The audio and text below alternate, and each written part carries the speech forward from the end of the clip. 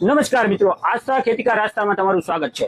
આપણે મિત્રો ડુંગળી બાબતની માહિતી ગયા અઠવાડિયે 2-4 દિવસ પહેલા આપણે વાત કરેલી, વિડીયો 2 બનાવેલા કે બાફિયાની ઓળખ કઈ રીતે કરવી અને જો વાયરસ હોય તો એની ઓળખ કઈ રીતે કરવી। પણ હમણાં એક નવો પ્રોબ્લેમ આપણી સામે આવ્યો છે। એક જે અહીંયા આગળ અમારે ત્યાં કાંજીની ડુંગળી કરવામાં આવે છે। કાંજીનો રોપ હોય, જે આપણે શું અમારે અહીંયા કળીની ડુંગળી કહે અથવા કાંજીની ડુંગળી કહે છે ભાવનગરની અંદર અમે અને એમાં ખાસ કરીને ઘાવરિયા કળીનું, જે ઘાવરિયું બી ચોમાસું પાક હોય એના માટે જે ઘાવરિયું બી હોય એની આપણે કળી કરતા હોય છે। એ કળીની ડુંગળી સોંપવામાં આવે, એનું વાવેતર કરવામાં આવે, રોપાણ કરવામાં આવે। એની અંદર જે થોડીક આજથી મહિના દિવસ પહેલા કે 25-30 દિવસ પહેલા વાવેતર કર્યું અને પછી સતત વરસાદ વચ્ચે ગરમીનો પીરિયડ આવ્યો, એ બધા પ્રશ્નોની વચ્ચે આજે એક નવો પ્રશ્ન ઉદ્ભવ્યો છે કે જેની અંદર નીચે કંદ પણ સડેલું નથી, ઉપરથી કડ પણ જે આપણે ગળું લાંબુ થઈ જાય એની વાત કરીએ છીએ, વાનસ્પતિક વૃદ્ધિ વધી જાય અને ગૂંચળું વળી જાય એવો પણ પ્રશ્ન નથી। ગૂંચળું પણ નથી વળ્યું, નીચે સડતર પણ નથી અને ડોકની અંદરથી જે એની અંદર એમ કહેવાય કે જે પોચું પોચું થઈ જાય છે અને એ જોવા મળે છે। એ વિડીયો હું તમને બતાવું છું, તમે જોઈ લો, તમને ખ્યાલ આવશે કે આ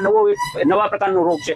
એટલે હવે આપણને એમાં નથી ખબર પડતી કે આ વાયરસ છે કે ફંગસના કારણે થયું છે કે પછી કોઈ વાયરસના કે બેક્ટેરિયાના કારણે થયું છે। આવું બેક્ટેરિયલ, વાયરલ કે ફંગલ કાંઈ પણ હોઈ શકે। તો આપણે હવે આની અંદર એવા પ્રકારની દવાનું આપણે 2-4 અલગ અલગ પ્રયોગ કરાવ્યા છે કે જેની અંદર